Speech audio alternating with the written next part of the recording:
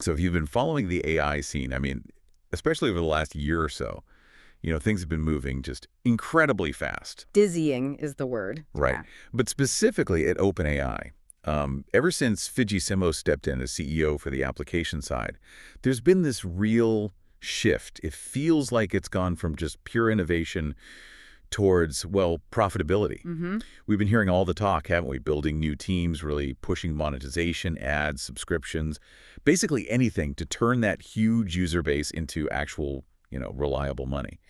Well, it's kind of crunch time for the whole industry, isn't it? When you've got, what, hundreds of millions of users, but your costs for running the thing, all that computation are just massive. Astronomical, yeah. Then you have to pivot. You have to go from just being this amazing idea to a business that actually works. This is where it gets real. Absolutely. And today, that's exactly what we're diving deep into. We're looking at the first sort of concrete results of that big commercial push.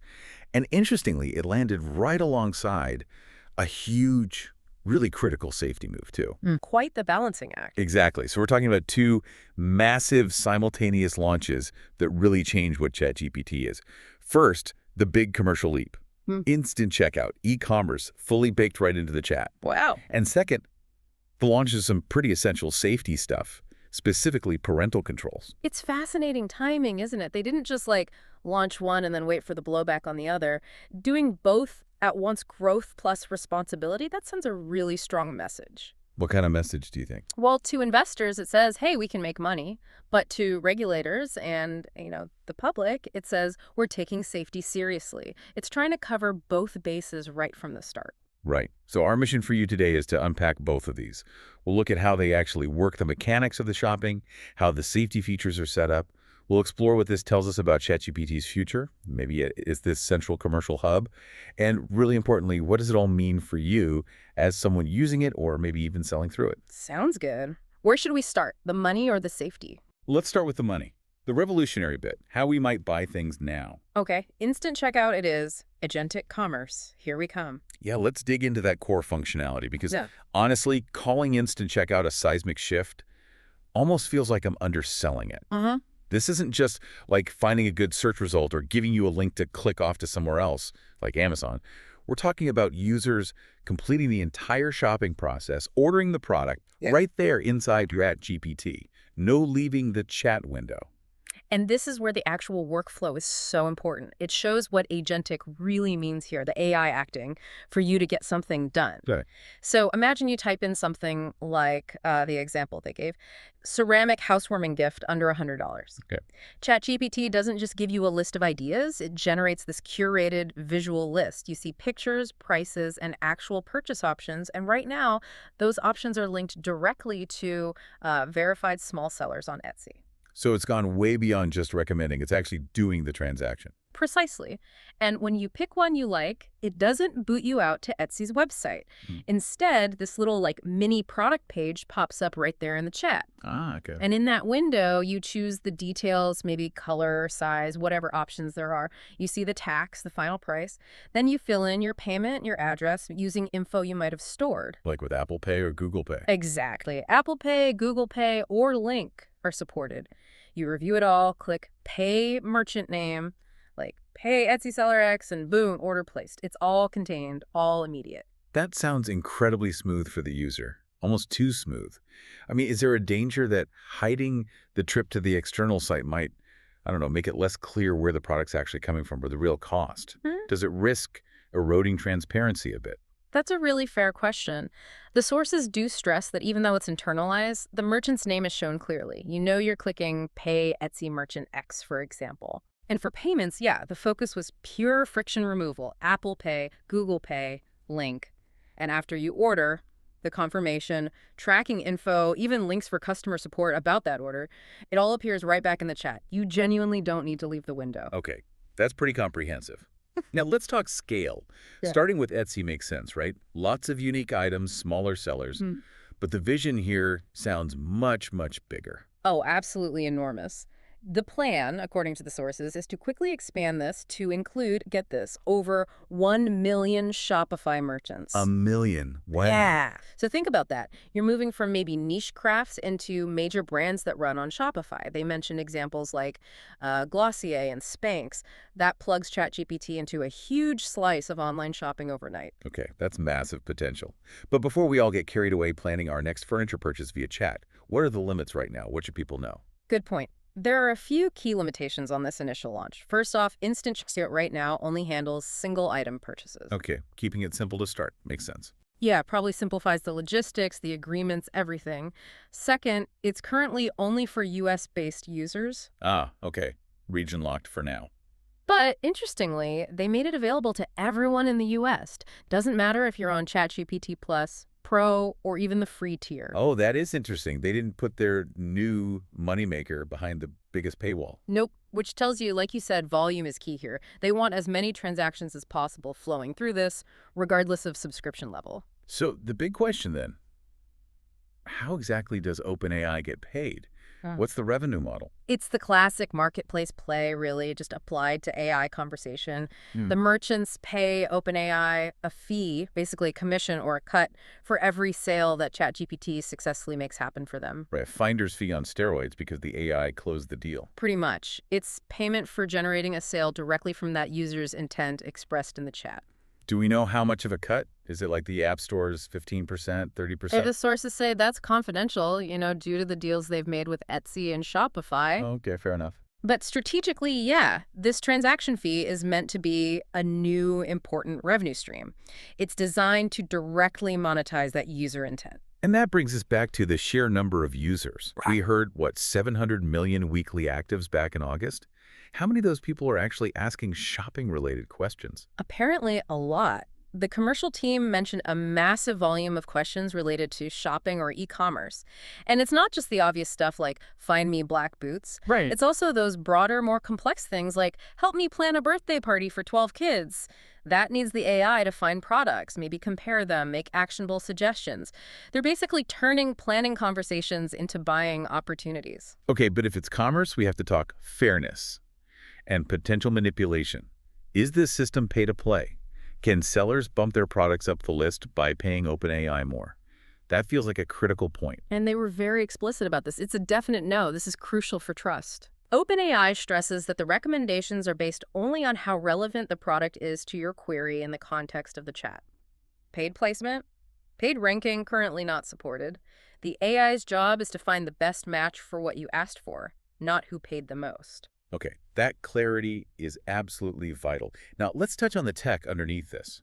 Because just partnering with Stripe doesn't fully explain how seamless this sounds. There's this thing called the Agentic Commerce Protocol, right? Indeed. And it's more than just a cool name. This protocol is the actual standard they built, yes, in partnership with Stripe, but it's what allows ChatGPT to act as that direct go-between for the transaction. Go-between how?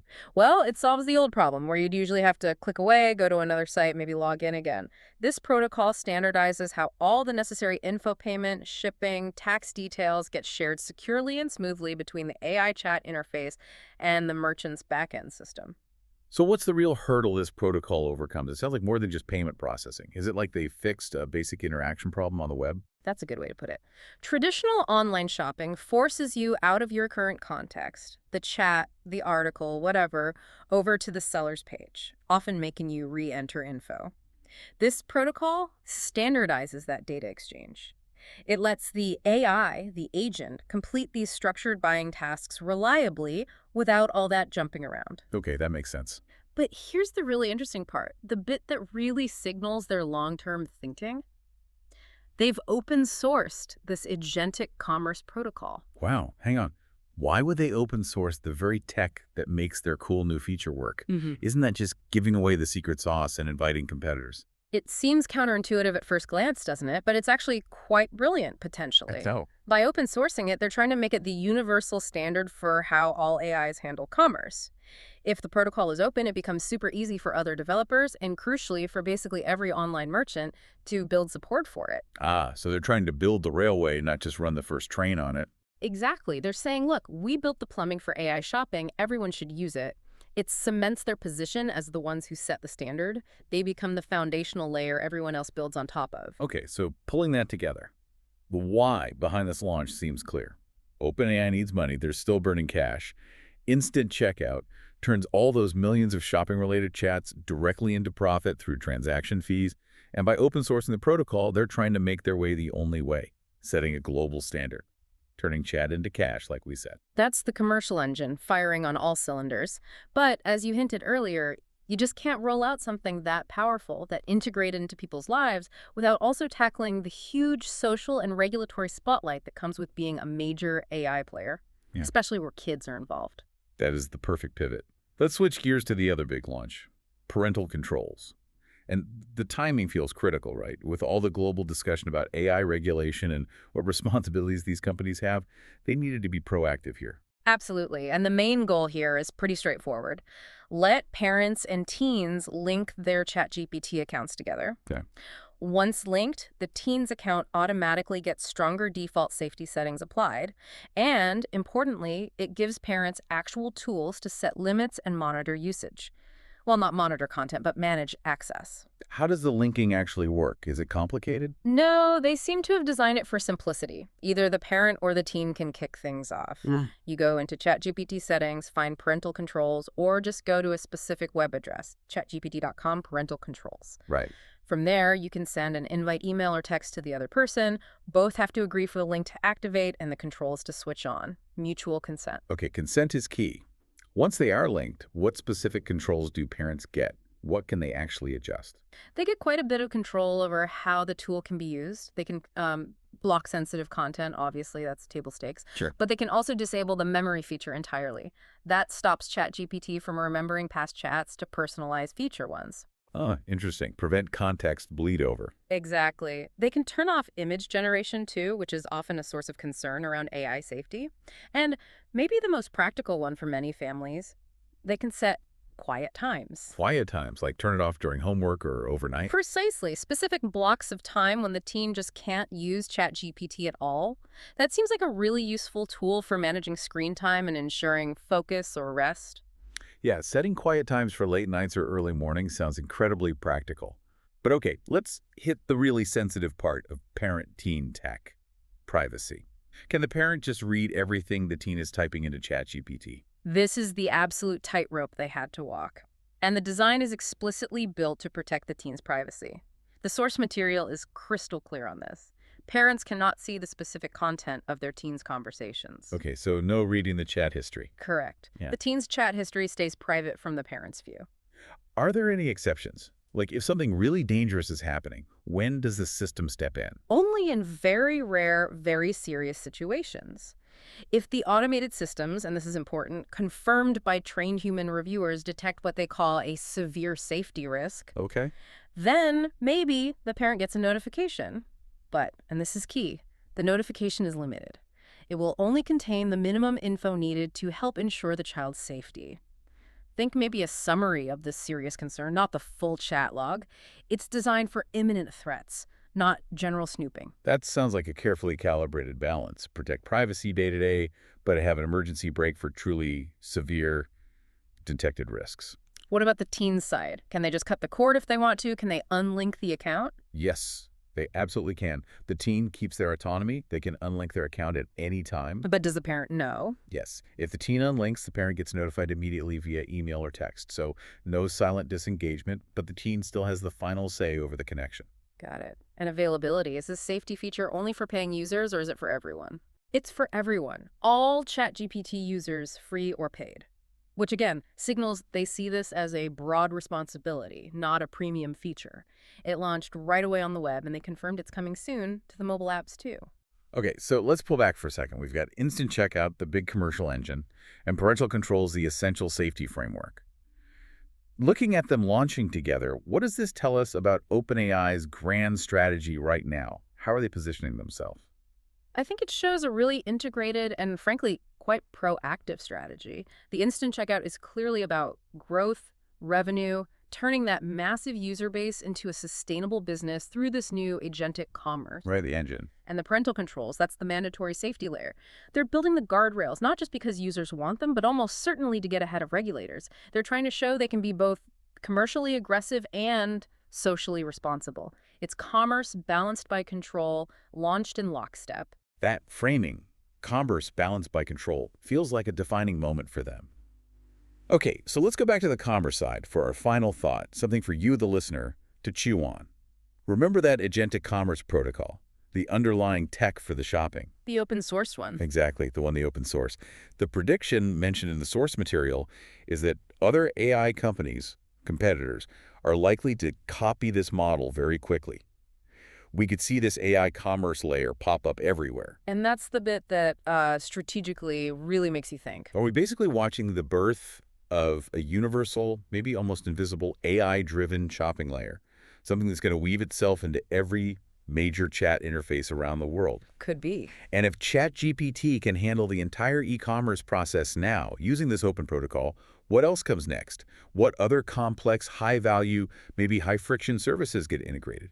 Could we be doing complex financial planning, booking flights and hotels, maybe even coordinating healthcare appointments, all entirely inside a chat window using this same standard? It shifts AI from just finding information to actually doing things in the real world, handling essential tasks. Exactly. It becomes less of a tool you consult and more of a fundamental utility layer for everyday life. And because the standard is open, everyone else might just follow their lead. Definitely something to mull over as this tech starts rolling out to potentially millions, then billions of users.